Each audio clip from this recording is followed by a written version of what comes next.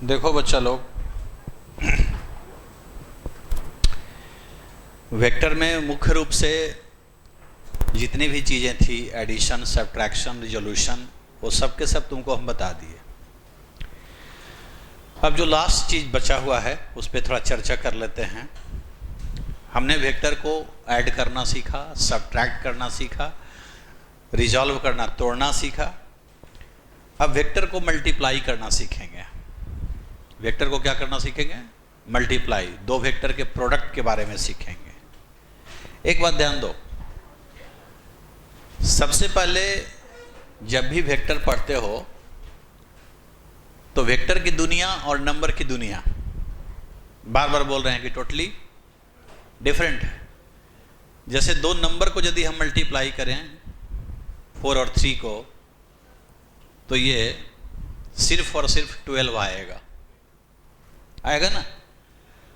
और बचपन में इसका रूल क्या था कि 4 लाइन को 3 टाइम्स खींच देते थे और काउंट कर देते थे, बता देते थे। ये जो रूल था नंबर्स के लिए था, ये वेक्टर पे लागू। अगर हमारे पास दो वेक्टर हो जिसमें एक का वैल्यू 4 हो, दूसरे का वैल्यू 3 हो, तो उसका प्रोडक्ट 12 हो, ये कोई जरूरी नहीं है। 12 हो भी सकता है और नहीं भी हो सकता है, इसका रूल ही अलग है। ये लाइंस खींच करके काउंट करने वाला रूल नहीं है, ये नंबर के लिए। तो करेंगे क्या, सो देख लो। देखो ध्यान से, इधर ऐसा है कि हम लोग पढ़ रहे हैं आज स्केलर प्रोडक्ट, स्केलर प्रोडक्ट, और इसी को बोलते हैं डॉट प्रोडक्ट।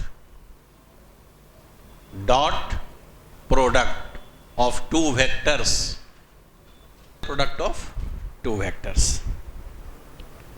देखो ऐसे समझे कि सपोज करो कि हमारे पास एक वेक्टर है। ये वेक्टर हुआ कि नहीं हुआ? एक वेक्टर ये है और दूसरा वेक्टर मान लो कि ये है, और दोनों वेक्टर के बीच का एंगल क्या है? थीटा। वही एंगल जो पढ़ाए थे कि दो वेक्टर के बीच का एंगल कैसे देखते हैं। अब हमको इसका डॉट प्रोडक्ट निकालना है कि दोनों का डॉट प्रोडक्ट लीजिए। इसका क्या मतलब होता है? तो देखो, पहले सिंबल सीखो फिर कैलकुलेशन सीखो। कहता है कि the dot product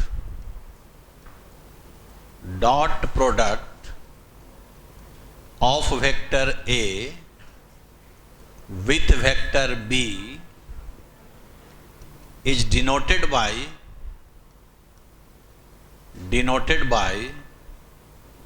vector A dot vector B। A और B का डॉट प्रोडक्ट को कैसे डिनोट करते हैं? A dot B। A into B नहीं पढ़ना है, इसको क्या पढ़ना है? A dot B। And is defined as, उसको कैलकुलेट कैसे करेंगे, कैसे डिफाइंड करेंगे भाई? डिफाइंड एज, देखो ऐसे करते हैं। थोड़ा सा हम तुमको डिटेल्स में समझाने का प्रयास करते हैं। ऐसे डायरेक्ट फॉर्मूला भी लिख सकते हैं। देखो, जब भी A डॉट B है तो इसको दोनों पढ़ सकते हो कि A का B के साथ डॉट या B का, दोनों पढ़ सकते हो, कोई दिक्कत नहीं है। डिफाइंड कैसे करना है कि A डॉट B जब भी निकालना है तो कहता है कि किसी एक का मैग्नीट्यूड लीजिए। क्या लीजिए? मैग्नीट्यूड लेना है पहले। किसका? आइदर वेक्टर का, मतलब दोनों में से किसी एक का, और इसमें मल्टीप्लाई कर देना है प्रोजेक्शन। प्रोजेक्शन बताते हैं क्या होता है। प्रोजेक्शन या यूं बोलो कि कंपोनेंट, एक ही चीज है। प्रोजेक्शन और दोनों एक ही चीज है। तो projection of other vector, other vector कहोगे, अदर कौन हुआ? तो एक का जो मैग्नीट्यूड लिए उसको छोड़ दो, अब दूसरा जो बचा वही अदर है। Projection of other vector along the vector whose magnitude magnitude is being considered। बात को समझो। कहता है कि जब भी डॉट प्रोडक्ट निकालना हो तो दोनों में से किसी एक वेक्टर का मैग्नीट्यूड ले लो, और एक का वैल्यू जब ले लिया तो दूसरा जो बच गया उसका प्रोजेक्शन लो, मतलब उसका कंपोनेंट तोड़ो। और कंपोनेंट तोड़ोगे किधर? कंपोनेंट का तो डायरेक्शन भी होता है ना, पढ़ाए थे ना कि कंपोनेंट का क्या होता है, डायरेक्शन। तो कहता है कंपोनेंट किधर होना चाहिए, उसका डायरेक्शन क्या होना चाहिए? जिस वेक्टर का मैग्नीट्यूड लिए हो उसकी तरफ। और प्रोजेक्शन को कंपोनेंट भी बोलते हैं और हिंदी में उसको छाया भी बोलते हैं, शैडो। तो जरा समझो, जैसे किसी बच्चे ने कहा कि सर हम ए का मैग्नीट्यूड लेंगे, इधर लिखता है तो किसी का मैग्नीट्यूड ले सकते हैं, तो प्रोजेक्शन किसका लेगा? अदर कौन बचा? अदर कौन बचा बोलो ना? प्रोजेक्शन ऑफ बी किधर लेगा? Along a vector. मतलब बी को तोड़ेंगे किधर? ए की तरफ। क्लियर? अब कोई बच्चा बोलेगा कि नहीं सर हम बी का मैग्नीट्यूड लेंगे, इधर में तो बी भी ले सकते हैं, तो वो क्या करेगा? प्रोजेक्शन किसका लेगा? कंपोनेंट किसका लेगा? प्रोजेक्शन ऑफ ए लेगा, किधर तोड़ेगा? Along B. इतनी बात समझा कि नहीं समझा? अभी और समझाते हैं, वहां भूल जाओ। एक बात बताओ, ये एक्स एक्सिस हुआ करता था और ये कोई वेक्टर ए रहता था और ये एंगल थीटा रहता था। हम तुमसे पूछते थे कि एक्स कंपोनेंट बताओ तो कितना बोलता था? एक्स कंपोनेंट बताओ तो क्या लिखता था? ए डॉट कहां से वहां आ गया? कुछ अपने मन से ही बोलने लगते हो, वहां तो डॉट का जन्मों नहीं हुआ था। क्या करते थे? जिधर से एंगल लेते थे उधर कॉस लिखते थे। तो एक्स से ले रहे हैं तो ए कॉस थीटा, यही ना कंपोनेंट था। अब ऐसे सोचो कि ये ए कॉस थीटा आता कैसे है? किसका कंपोनेंट लिए थे? ए का। किधर लिए थे? तो रूल है कंपोनेंट निकालने का कि जिसका कंपोनेंट लेते हो और जिसकी तरफ लेते हो, तो जिसका कंपोनेंट निकालते हो वहां से परपेंडिकुलर डाल दो। किस पर? जिधर निकालना है उस पर। और परपेंडिकुलर डालने के बाद ये जो लेंथ मिलेगा, इसी लेंथ को क्या बोलते हैं? कंपोनेंट बोलते हैं या प्रोजेक्शन बोलते हैं। तो इसका जरा वैल्यू निकालो तो ये 90 डिग्री है, तो ये हाइपोटेनस हुआ। ये लेंथ को यदि हम x मान लें यहां से यहां तक जो निकालना है, तो कौन सा फॉर्मूला लगेगा इस ट्रायंगल में? ट्रिगो का। हमको ये निकालना है और ये पता है, तो b बाई एच। तो कॉस थीटा बराबर क्या लिखेंगे? b by H. तो x बराबर क्या आ जाएगा? a कॉस थीटा नहीं आ जाएगा?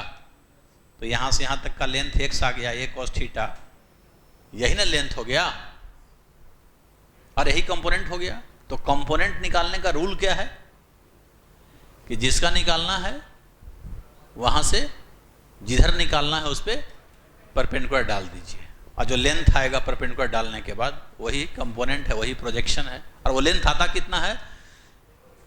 तो जिसका कंपोनेंट लेते हैं प्रोजेक्शन, उसका वैल्यू, और अगर एंगल इधर से लेते हैं तो कॉस थीटा। यही ना पढ़ाए हैं जी?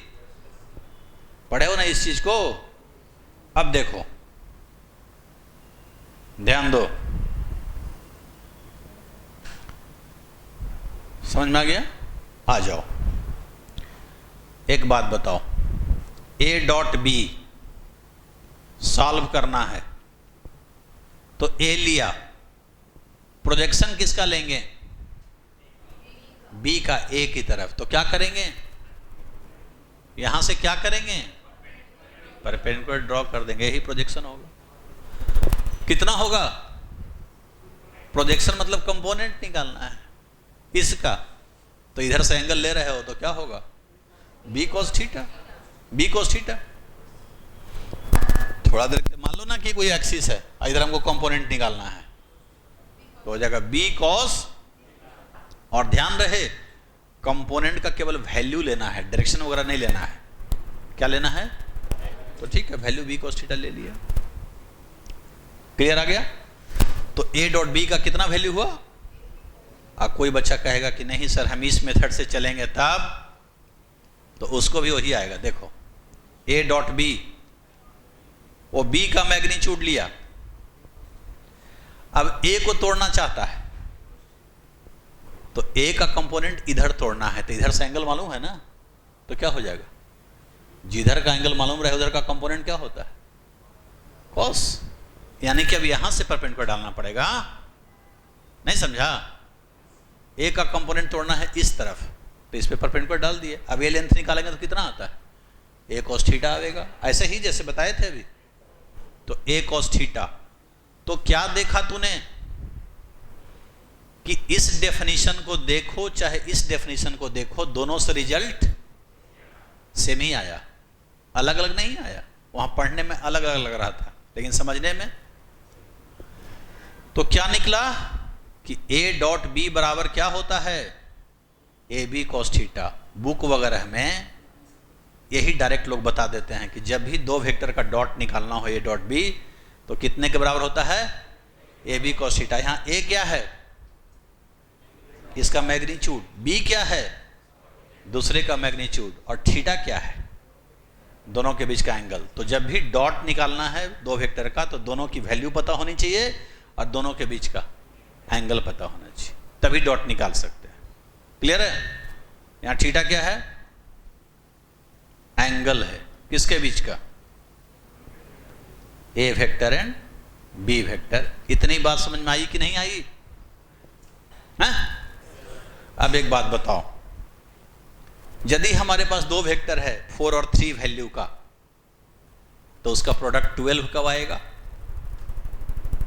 दो वेक्टर है जिसका वैल्यू 4 और 3 है, तो 12 कब आएगा?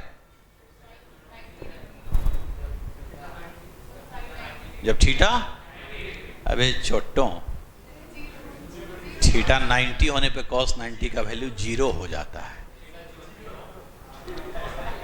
गधे का बाप, खाक पड़ेगा तो फिजिक्स। ये 4 है, ये 3 है, तो ये 1 होना चाहिए ना जी, तब 4 3 12 होगा। और ये 1 कब होगा? जब थीटा का वैल्यू, और 0 होने का मतलब ये दोनों पैरेलल हो जाएगा, एक डायरेक्शन में होगा, तब जाकर के 4 और 3 का प्रोडक्ट 12 होगा, नहीं तो नहीं होगा। अगर 60 डिग्री पे हो जाए तब, 60 डिग्री पे हो जाए तब, तो ए बी बटा 2 ना हो जाएगा, 6 हो जाएगा। तो 4 और 3 का प्रोडक्ट 6 भी हो सकता है वेक्टर में। कहां से कहां होगा?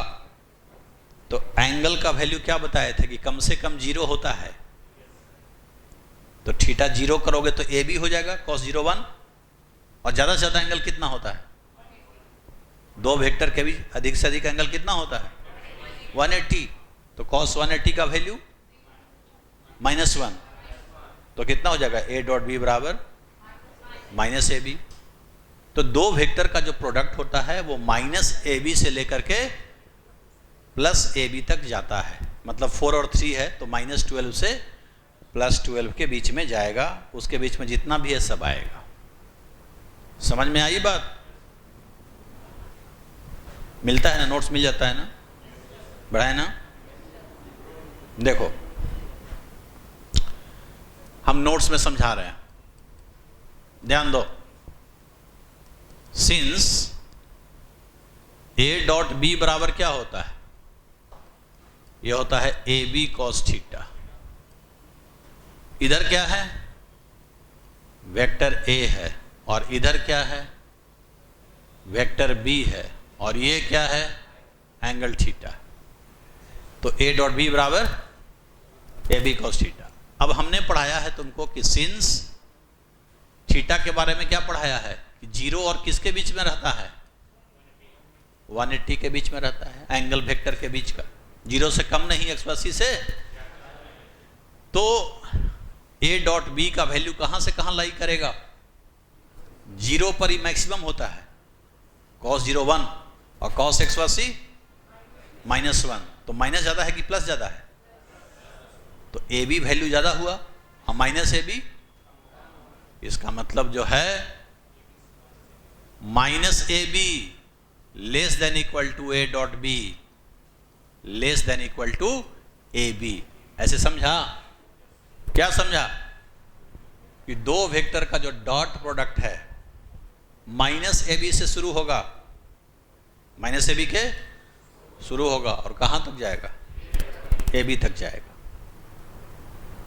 या तो ए बी के बराबर होगा या उससे कम होगा, नहीं तो माइनस ए बी के बराबर होगा या उससे ज्यादा होगा। सबसे कम माइनस ए बी होगा। क्लियर है या अभी क्लियर नहीं है? अब एक बात बताओ, जैसा कि तुमने देखा कि a dot B a b नहीं है, ए बी कॉस थीटा है, तो जैसा थीटा वैसा डॉट प्रोडक्ट का वैल्यू होगा। यानी कि दो वेक्टर यदि है 4 और 3 वैल्यू का, तो उसका डॉट फिक्स नहीं है। जैसे जैसे एंगल चेंज करेंगे डॉट प्रोडक्ट की वैल्यू चेंज होते चली जाएगी। क्लियर है ना? एक बात बताओ, if theta is equal to 90 degree हो जाए तब ऐसे वेक्टर को क्या बोलते हैं? दो वेक्टर यदि आपस में परपेंडिकुलर हो तो उसको क्या बोलते हैं? Orthogonal vector. नाम क्या है उसका? तो if theta is equal to 90 degree that is for orthogonal vectors. क्या होगा? ऑर्थोगोनल वेक्टर्स क्या होगा? अगर ऐसा वेक्टर हो जाए, ऐसा वेक्टर हो जाए तो इसका डॉट क्या हो जाएगा? जीरो। जीरो वेक्टर बोलें कि जीरो बोलें? वेक्टर नहीं बोलेंगे, क्योंकि अभी तुमको हम बता रहे थे कि ए डॉट बी में एक वेक्टर का वैल्यू होता है तो सिर्फ वैल्यू लेते हैं, और दूसरे का कंपोनेंट लेते हैं, उसका भी वैल्यू लेते हैं, डायरेक्शन वगैरह नहीं लेते हैं। तो इधर केवल वैल्यू है, डायरेक्शन नाम का कोई चीज। तो जब इसमें डायरेक्शन है ही नहीं ए बी कॉस थीटा में, तो वेक्टर कहां से होगा? वो क्या होगा? स्केलर होगा। दो वेक्टर का डॉट निकाल रहे हैं और रिजल्ट क्या मिल रहा है? क्यों? क्योंकि राइट हैंड साइड में ए और बी कॉस थीटा जो है वैल्यू है, डायरेक्शन नाम का कोई चीज ही नहीं है। इसलिए इसका नाम पड़ा था। डॉट प्रोडक्ट का एक दूसरा नाम भी लिखे थे, स्केलर प्रोडक्ट, क्योंकि दो वेक्टर का डॉट किस में बदल जाता है? स्केलर में बदल जाता है। क्या लिखेंगे? कि डॉट प्रोडक्ट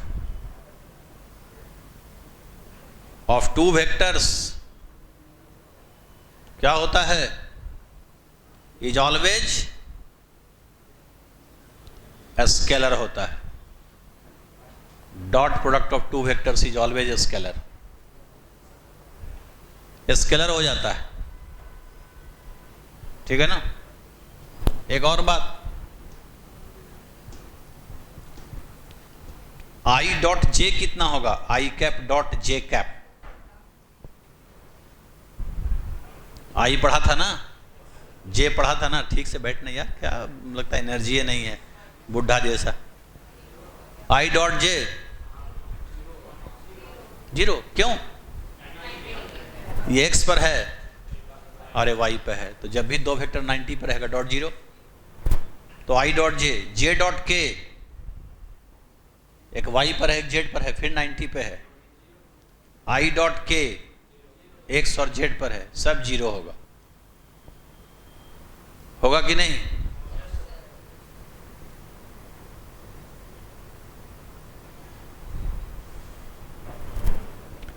उसके बाद यदि मैं पूछूं आई डॉट आई कितना? I square. I dot I, I square. क्या लिखेंगे? इसकी वैल्यू कितनी है? इसकी वैल्यू कितनी है? और दोनों के बीच का एंगल कितना है? दोनों तो एक से की तरफ ना है जी, एक पर एक लेटा हुआ है तो एंगल 0 डिग्री हुआ। तो कॉस 0 की वैल्यू क्या होती है? तो 1 होती है कि नहीं? तो आई डॉट आई 1। इसी प्रकार से आई डॉट आई बोलो, जे डॉट जे बोलो, के डॉट के बोलो, ये सब क्या होगा?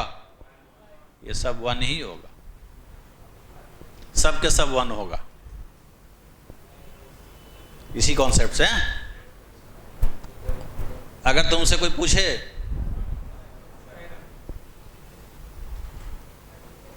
कि 2i dot I, 2i dot I, 2i का मतलब क्या हुआ? कि एक वेक्टर है जिसका वैल्यू 2 है, डायरेक्शन x की तरफ है। और i का मतलब क्या हुआ? एक वेक्टर है जिसका वैल्यू 1 है, उसका भी डायरेक्शन x की तरफ है। तो इसका 2 है, इसका 1 है, और दोनों x की तरफ है, तो cos 0 डिग्री तो 2 हो जाएगा। बोलता नहीं है।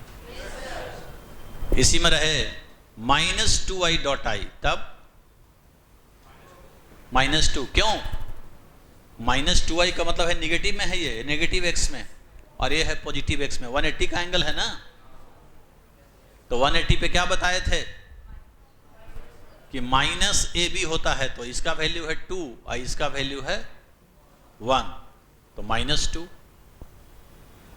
अभी ना पढ़ाए थे a डॉट बी बराबर -ab, और यहां पर पैरेलल था तो ab हो गया। a डॉट बी बराबर ab पढ़ाए थे ना, वही चीज होगी। आ रही बात समझ में? 3i डॉट j,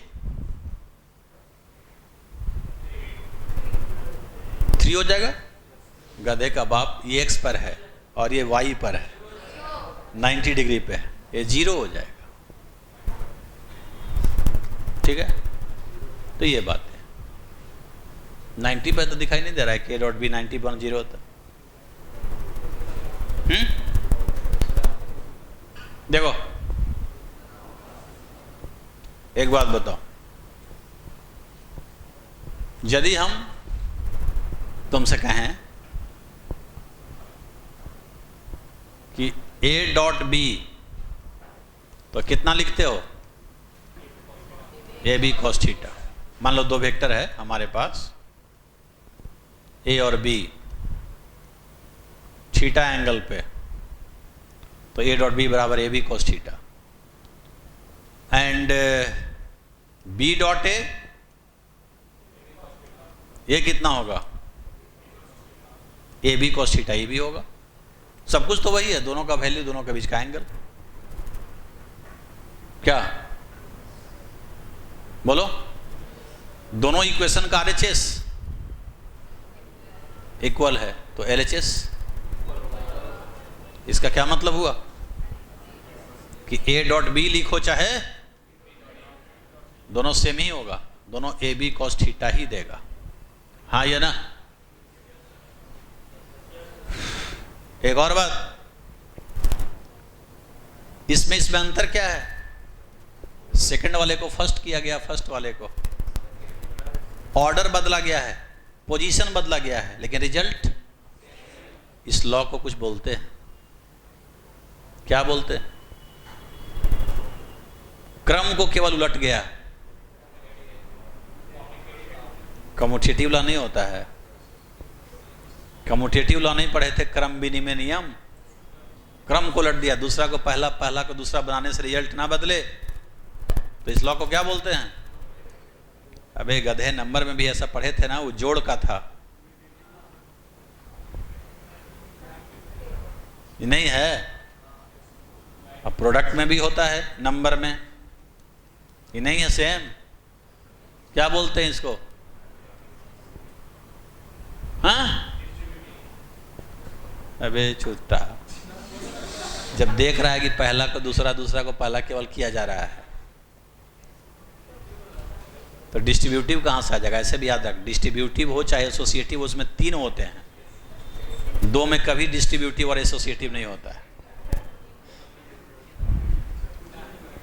आदमी है कि पैजामा? अब पैजामा भी है तो नाड़ा ढीला, बांध के रख उसको, पता चला सरक गया तो दिखते हैं। राजा बाबू फिल्म हो जाए। आजकल का बच्चा जो है, हो गया आई बात समझ में? तो क्या लिखेंगे कि डॉट प्रोडक्ट किसको ओबे करता है? डॉट प्रोडक्ट ओवेज क्या? Commutative law.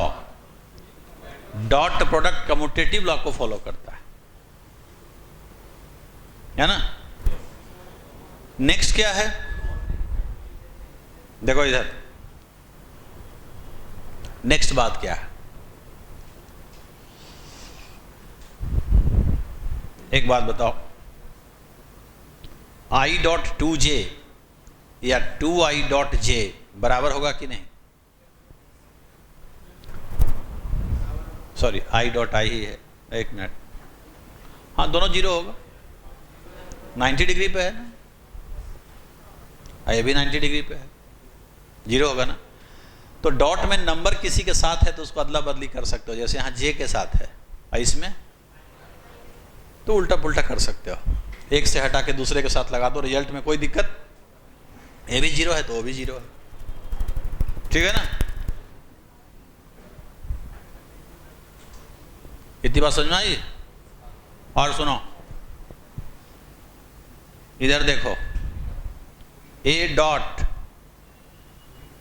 B plus C, A dot B plus C को हम लोग लिखते हैं A dot B plus A dot C के बराबर। जैसे नंबर में समझो, हमारे पास 3 नंबर है, 4, 3 और 2। 2 को जोड़ा और तीसरे से गुना किया, 2 को जोड़ा कितना आएगा?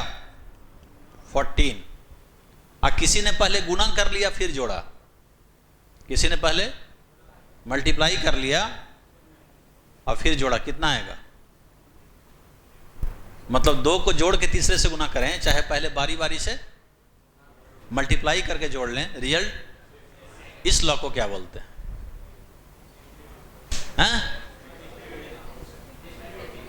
Distributive law. यही डिस्ट्रीब्यूटिव लॉ है।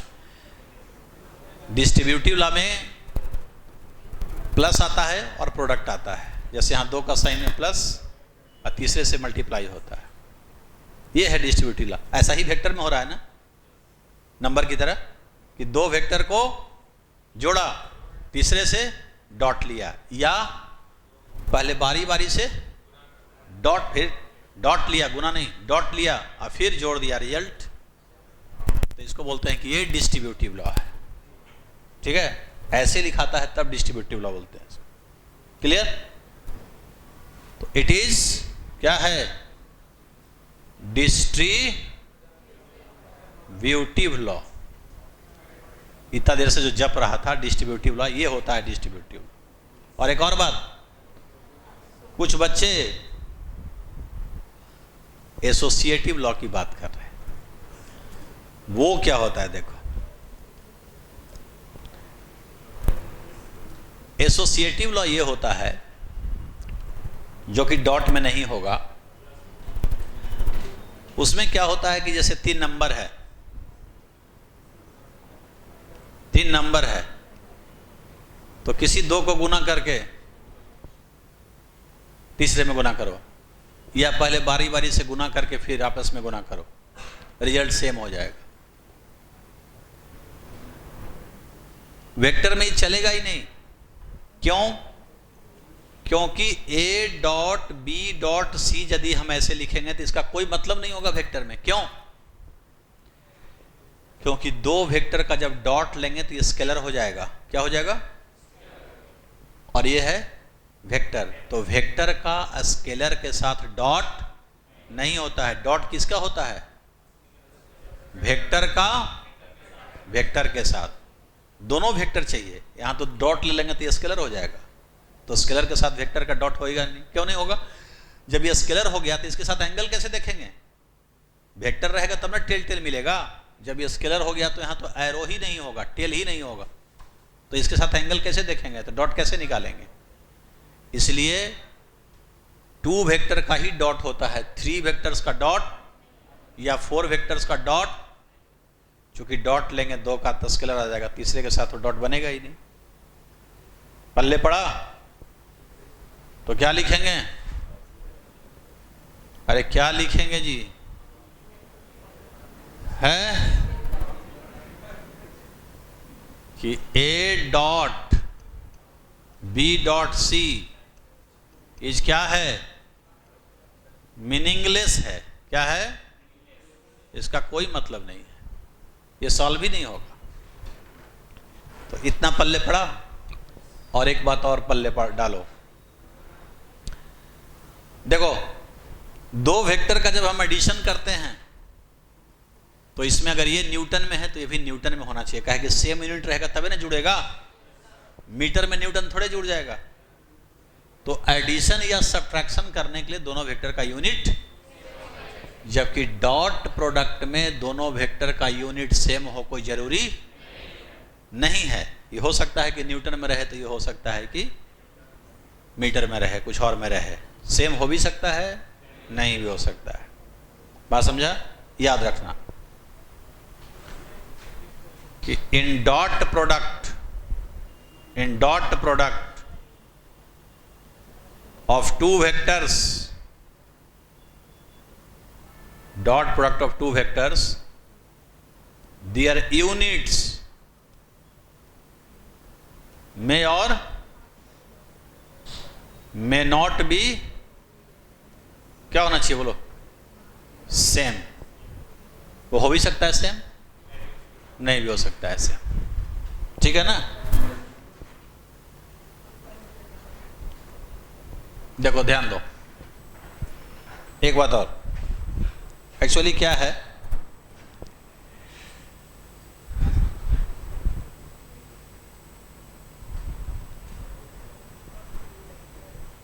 एक और है इसमें, ध्यान से सीखो जो बोल रहा हूं।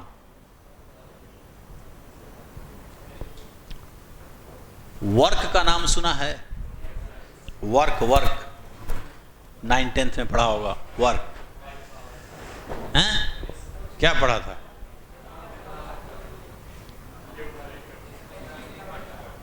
वर्क होना का मतलब क्या था? वर्क होने का क्या मतलब था?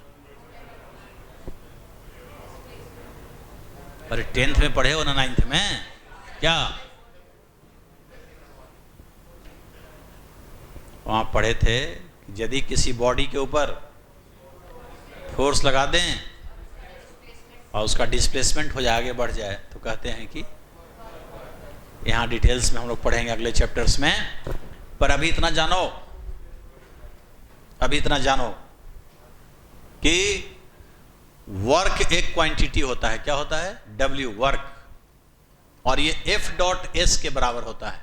फोर्स और डिस्प्लेसमेंट का जब डॉट लेते हैं तो इसी डॉट प्रोडक्ट का जो रिजल्ट आता है उसको क्या बोलते हैं? वर्क। अब क्यों ऐसा बोलते हैं वो जब हम वर्क चैप्टर पढ़ाएंगे तो बोलेंगे, अभी फॉर्मूला याद रखो। F डॉट S को क्या बोलते हैं? यहां F क्या है? F क्या है? फोर्स। और S क्या है? डिस्प्लेसमेंट। और इन दोनों के डॉट लेने के बाद जो रिजल्ट आएगा उस रिजल्ट को क्या बोलेंगे? और वर्क स्केलर होगा ना, कहे कि दोनों का रिजल्ट क्या आता है? वर्क स्केलर होगा कि वेक्टर होगा? क्योंकि 2 वेक्टर का डॉट जो रिजल्ट देता है वो क्या देता है? स्केलर होता है। इसी प्रकार से नाम सुना होगा पावर। वो क्या पढ़ा था 10th में? शक्ति।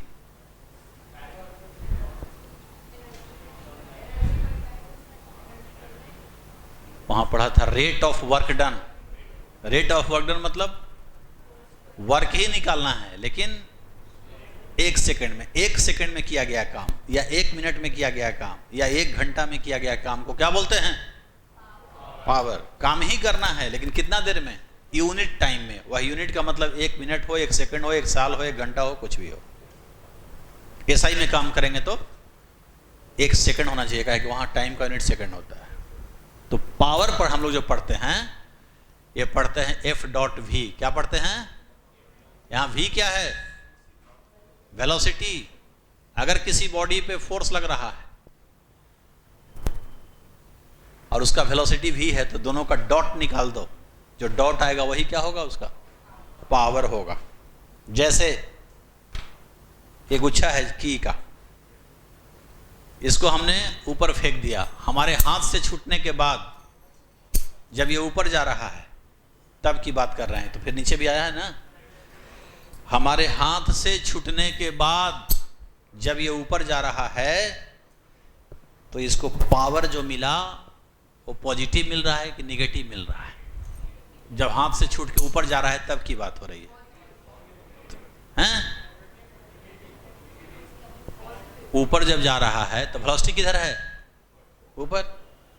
और फोर्स किधर है? हमारे हाथ से छूटने के बाद किसका फोर्स है? कौन लगा रहा है? ग्रेविटी, अर्थ। अर्थ है ना, खींच रही है। हाथ से छूटने के बाद की बात हो रही है। ऐसा नहीं ना है कि एक बार हम हाथ से फेंक दिए तो मेरा फोर्स लगते रहेगा। ऐसा होता तो एक तमाचा एक दिन मार देते तुमको, और फिर हम हट जाते, वो तमाचा हमेशा।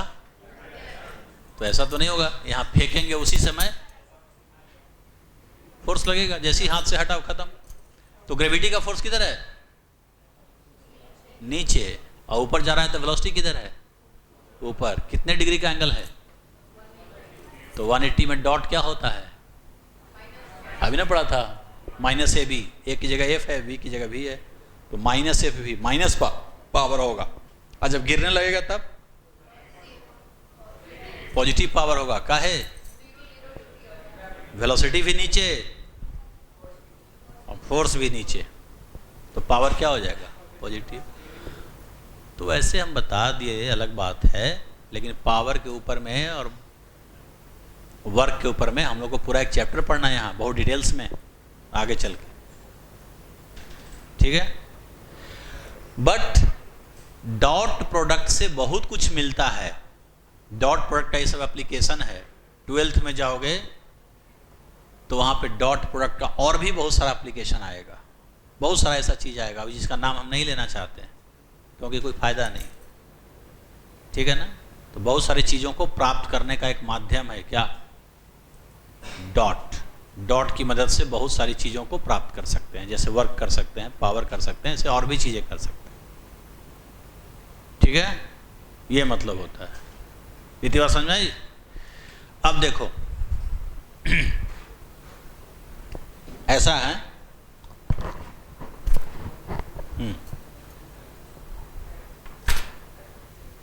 ध्यान दो इधर। एक्चुअली ऐसा है,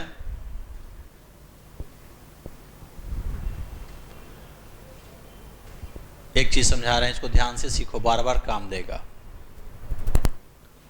late vector a is equal to AXI plus AYJ plus AZK, ऐसे लिखा हुआ है। लिखाता है ना ऐसे वेक्टर? पढ़ा था ना कि ऐसे ही वेक्टर लिखाता है। कब लिखाता है? जब स्पेस में है। तो बताए थे ना 3 पार्ट में टूटता है वेक्टर, और तीनों को जोड़ने पर ही मिलता है। ऐसे लिखते थे ना। तो मान लिया कोई वेक्टर है और AX AY AZ क्या है? ये टूट के दे रहा है तो कंपोनेंट है। या इसी इक्वेशन में ये बोल सकते हो कि I का कोफिशिएंट है, I के साथ गुणा में है तो I का क्या है? ये भी क्या है? कोफिशिएंट है। भी क्या है? कोफिशिएंट है। B वेक्टर एक मान लिया, ये है BXI BYJ और BZK, ऐसे दिया हुआ है। 2 वेक्टर हमें ऐसे दिया हुआ। हमारी इच्छा हुई कि हम जरा इन दोनों का डॉट निकालना चाहते हैं, थोड़ी इच्छा हो रही है डॉट निकालने की। और जरा समझाते हैं तुमको। बोर्ड पर देखो ध्यान से, ये Z है, डॉट B को लिखा हमने BXI BYJ प्लस BZK। तो A डॉट B बराबर क्या लिखेंगे? बोलो, देखो कैसे लेते हैं डॉट। इसका तीनों के साथ, फिर इसका तीनों के साथ, और फिर ऐसे लो। आओ इसका इसके साथ पैरेलल है ना, आई आई पैरेलल में क्या पढ़ा था, ए डॉट बी बराबर ए बी पढ़ा था। तो इसका वैल्यू कितना है एक्स, इसका वैल्यू कितना है, इसका वैल्यू इस वेक्टर का कितना है, बी एक्स है ना, है जी, यही ना वैल्यू है, ये डायरेक्शन है, वैल्यू है। तो इसका डॉट लेंगे तो कितना आएगा, ए डॉट बी बराबर ए बी होता है, तो ए एक्स बी एक्स प्लस इसका इसके साथ,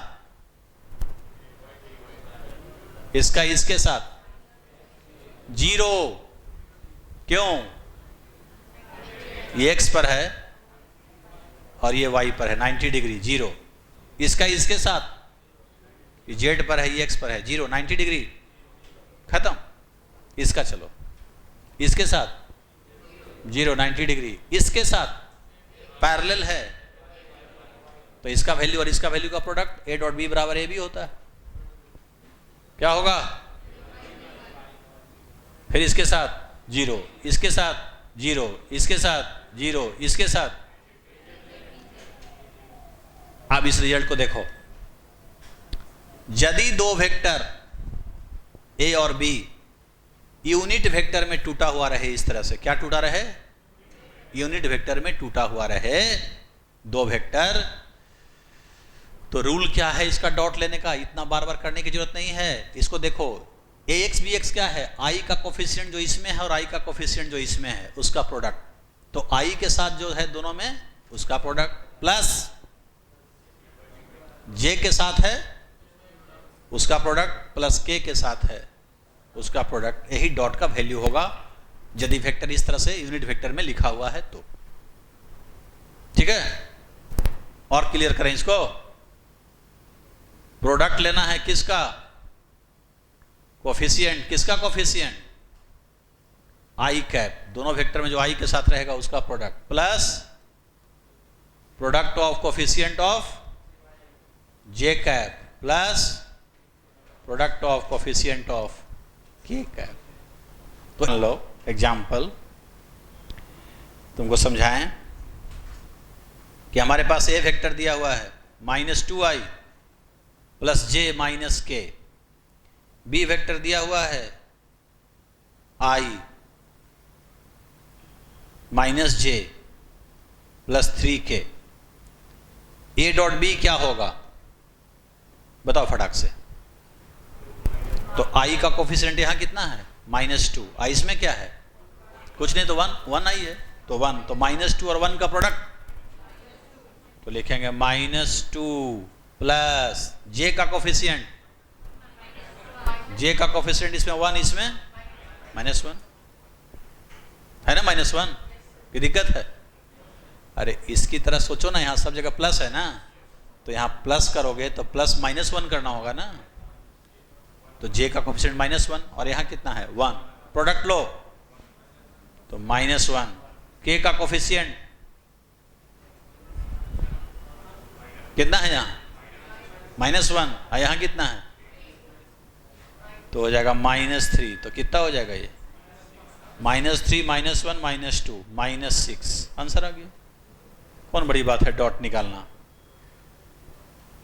समझ में आई बात या नहीं आई बात समझ में, हाँ अरे आई बात समझ में। और सुनो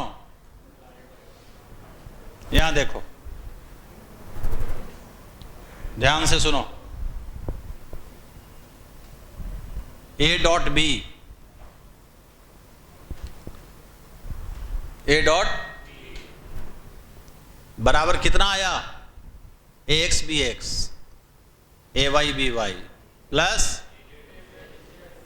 और तुम क्या पढ़े हो ए डॉट बी का definition, A B cos theta पढ़े हो ना जी, कितना है A X B X, A Y B Y plus A Z B Z, cos theta की वैल्यू क्या होगी,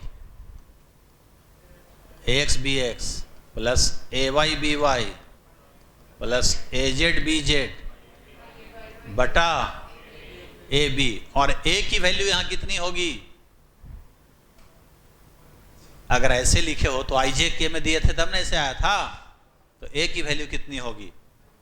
तो under root A x square plus A Y square plus, अरे भाई जब ए हम ऐसे देंगे इस प्रकार से ऐसे, तो ए की वैल्यू यही ना होगी, पढ़े हो ना ये चीज। अब बी की वैल्यू क्या होगी? ऐसे दिया रहेगा तो ऐसा ही ना लिखोगे। तो देखो हम क्या समझाना चाहते हैं। कभी कभी क्या करेगा कि दो वेक्टर तुमको दे देगा इस तरह से, और दोनों के बीच एंगल पूछेगा कि कितने का एंगल बन रहा है। यूनिट वेक्टर के रूप में वेक्टर देगा और एंगल पूछेगा, तो फट से क्या करोगे? कॉस थीटा का ही फॉर्मूला याद रखोगे। ऊपर में coefficient of I, coefficient of J और कोफिशिएंट ऑफ के का प्रोडक्ट लो लेगे, और नीचे में दोनों के वैल्यू से डिवाइड कर दोगे तो कॉस थीटा का वैल्यू मिल जाएगा, और कॉस थीटा मिल जाएगा तो वहां से एंगल निकल जाएगा। तो ये फॉर्मूला हुआ क्या निकालने के लिए? यह है फॉर्मूला किस चीज के लिए? टू फाइंड, बोलो ना जी, एंगल बिटवीन वेक्टर्स। दो वेक्टर के बीच एंगल निकालने का ही फॉर्मूला हुआ। कब कब इसको यूज करेंगे?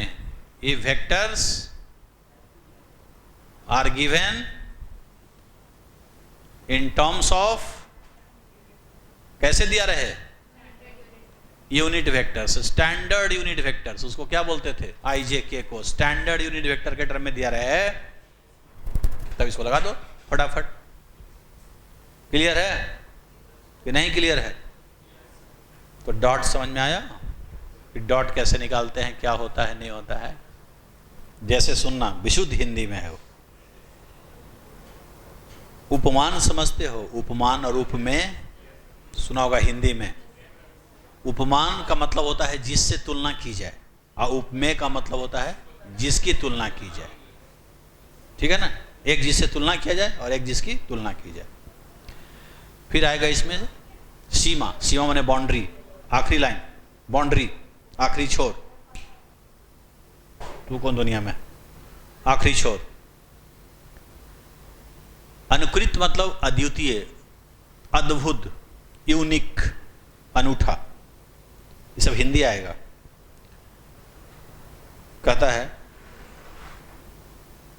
जो शायर महोदय है, लिखते हैं कि अनुकृत नहीं है जिसकी वह रूप तुमने पाया। क्या पाया? अनुकृत नहीं है जिसकी वह रूप तुमने पाया। ऐसा रूप मिला है कि क्या कहें, अद्वितीय है। वह रूप तुमने पाया। कैसा भाई? उपमान सब सिमट कर उपमेय में समाया। कुछ बचा ही नहीं जिससे तुम्हारी तुलना करें। जिससे तुलना करते हो सब तुम ही में आ गया, तो तुलना करें तो किससे करें? उपमान सब सिमट कर उपमेय में समाया। यदि रूप की है सीमा, बाउंड्री आखिरी लाइन, यदि रूप की है सीमा, सीमा के पार तुम हो, दुनिया बनाने वाले की अंतिम निखार तुम हो। क्या लिखा है लिखने वाले ने? घनघोर हिंदी लिखा है। ध्यान से सीखो। इसको चैप्टर फिनिश किया जाए, अब काफी चल चुका है। तुम्हारा एक्स्ट्रा क्लास भी कुछ लेना पड़ेगा हमको। देखो ध्यान से सुनो, सभी लोग ध्यान से सुनेगा। A dot B, a v cos theta जो लाए थे, उसके पहले भी इसका कुछ डेफिनेशन था ना? क्या था डेफिनेशन? कि अगर हम बी का मैग्नीट्यूड लेते हैं तो कंपोनेंट किसका लेना था? Component of vector A along vector b. यही ना डेफिनेशन था। यदि हम बी का वैल्यू लेते हैं तो कंपोनेंट ए का लेना है। तो इतना बराबर इतना इंटू इतना है, यह है ना प्रोडक्ट। तो यहां से हम component of vector a along vector b यदि निकालना चाहें तो क्या लिखेंगे? A dot b this whole divided by mod b, ऐसे लिखेंगे। इतना बराबर इतना इंटू इतना, तो ये निकालेगा तो इतना बड़ा इतना हो जाएगा। अब थोड़ा इसको ऐसे लिख देते हैं, mod vector a divided by mod a dot b. कुछ याद आया इसको देख करके? ये कुछ पढ़ाए थे? ये क्या है? बी वेक्टर में उसके मैग्नीट्यूड से डिवाइड हुआ, तो ये क्या है? बी कैप, बी के डायरेक्शन का यूनिट वेक्टर। और फाइंड क्या किया हम लोग? Component of A vector along. तो देखो ध्यान से सुनो, कभी कभी दो वेक्टर देगा क्वेश्चन में, यूनिट वेक्टर के टर्म में देगा, आईजे के टर्म में देगा। अब बोलेगा कि एक का कंपोनेंट दूसरी की तरफ निकालिए, तो कुछ नहीं करना है, जिसका कंपोनेंट पूछा है इस वेक्टर का डॉट करना है, तो ए का डॉट लेंगे किससे? जिधर कंपोनेंट निकालना है उधर के यूनिट वेक्टर से, ठीक है ना? तो जब भी क्वेश्चन में दो वेक्टर दे और एक का दूसरे की तरफ कंपोनेंट पूछे, तो फट से इसका डॉट जिधर पूछा है उधर के यूनिट वेक्टर से निकाल देना है। इसी प्रकार से यदि पूछे कि कंपोनेंट ऑफ बी निकालिए अलोंग ए, तो क्या लिखना चाहिए हमको? इसी के आधार पर बोलो। यहां ए का निकालना था तो ए डॉट हुआ था, यहां बी का निकालना है और अलोंग है ए कैप, तो बी का डॉट ले लेंगे ए कैप के साथ। हियर ए कैप क्या है? यूनिट वेक्टर है, किधर? Along vector a. B cap क्या है? यूनिट वेक्टर है, किधर? Along vector b. और यूनिट वेक्टर निकालने का तरीका पता है। तो जब भी दो वेक्टर यूनिट वेक्टर के टर्म में दे, तो ये समझ में आया? अरे समझ में आया? इसको कब यूज करोगे? जब दो वेक्टर दिया रहेगा। कैसे? आई जे के टर्म में, और कंपोनेंट पूछेगा तो बता देना, एक का दूसरे की तरफ कंपोनेंट निकालने का तरीका हो गया। क्लियर? एक और बात सुनो, ये जो डॉट से रिजल्ट मिलेगा, ये वेक्टर मिलेगा कि स्केलर मिलेगा? ये जो कंपोनेंट मिला ये स्केलर मिला कि वेक्टर मिला?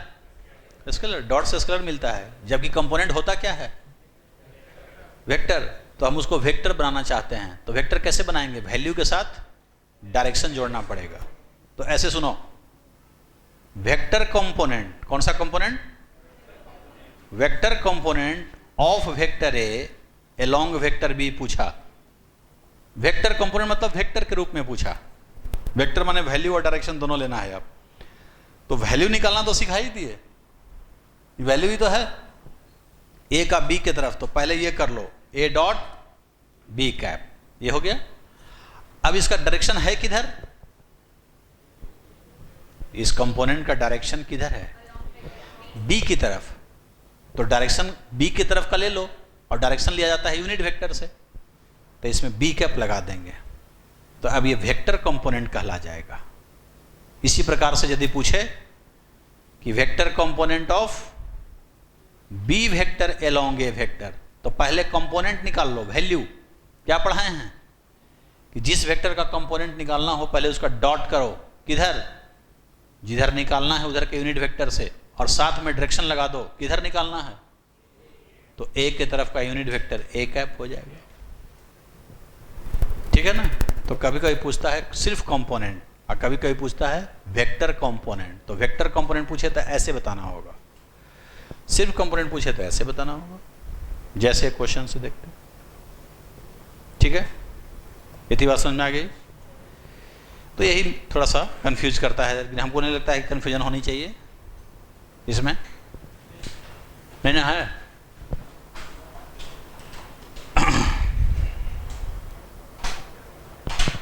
देखो इसको बढ़ाएं, एक क्वेश्चन से समझो। जैसे अगर हम ये बोलें, ध्यान से सुनो, क्लियर करो चीजों को। If vector a is equal to है 3i plus 4j cap newton and vector b is equal to i plus j cap metre. वो न्यूटन में है और ये मीटर में है। क्या दिक्कत है? कहता है फाइंड एक नंबर में component of vector A along vector B. A का कंपोनेंट बी की तरफ बताइए। मतलब ए को जब बी की तरफ तोड़ेंगे तो क्या मिलेगा? एक बात ध्यान रखना, समझो यहां से। ये देखो, ये कोई वेक्टर है, ये मेरा लाइन है, ये एंगल मान लो θ1 है। इसका कंपोनेंट इधर कितना होगा? इसका कंपोनेंट इधर पूछे तो कितना होगा? a cos θ1।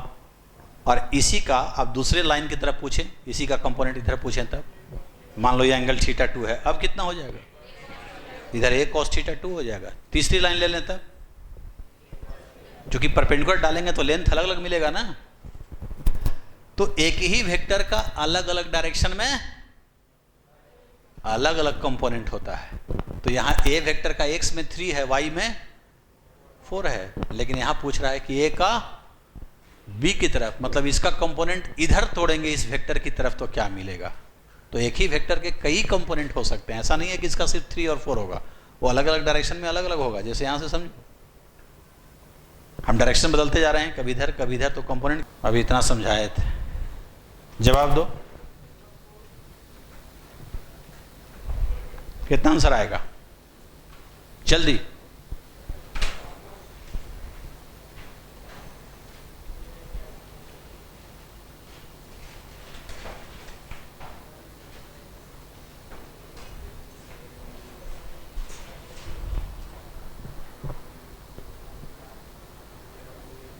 बोलो जल्दी।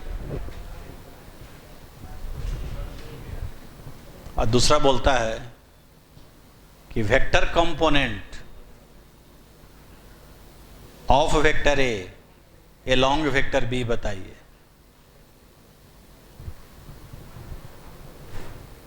क्या करेंगे बताओ?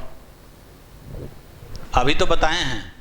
फर्स्ट क्वेश्चन का क्या जवाब है कि component of vector A along b निकालना हो तो क्या करेंगे? क्या बताए थे कि जिसका निकालना है उसका डॉट लेंगे। किससे?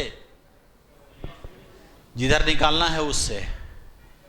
ये हमको पता है 3i plus 4j cap dot b cap कैसे निकालते हैं? बी कैप कैसे निकालते हैं? इसका वेक्टर लिखो, अब बटा इसका मैग्नीट्यूड कितना है?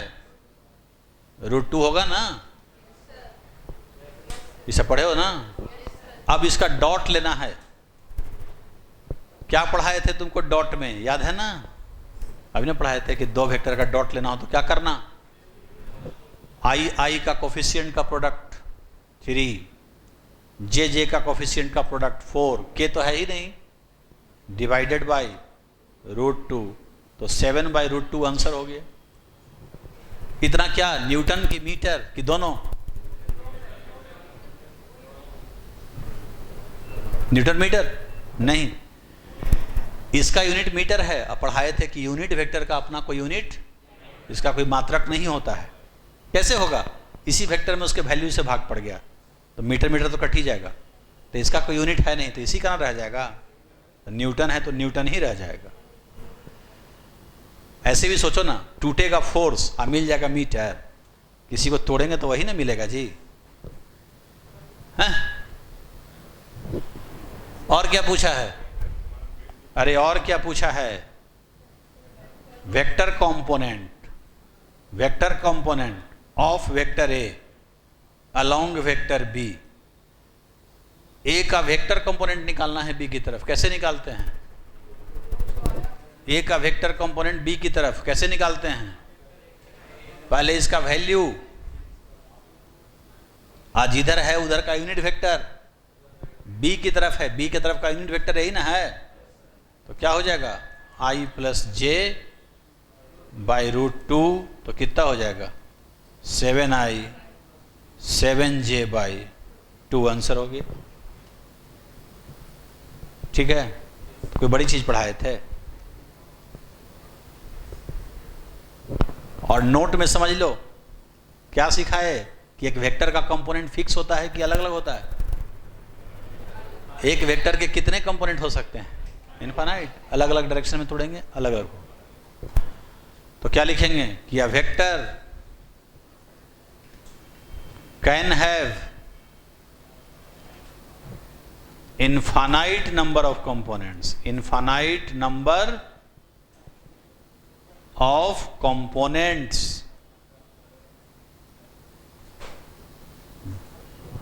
एक ही वेक्टर के कई कंपोनेंट हो सकते हैं, अलग अलग डायरेक्शन में तोड़ेंगे अलग अलग मिलते चला जाएगा।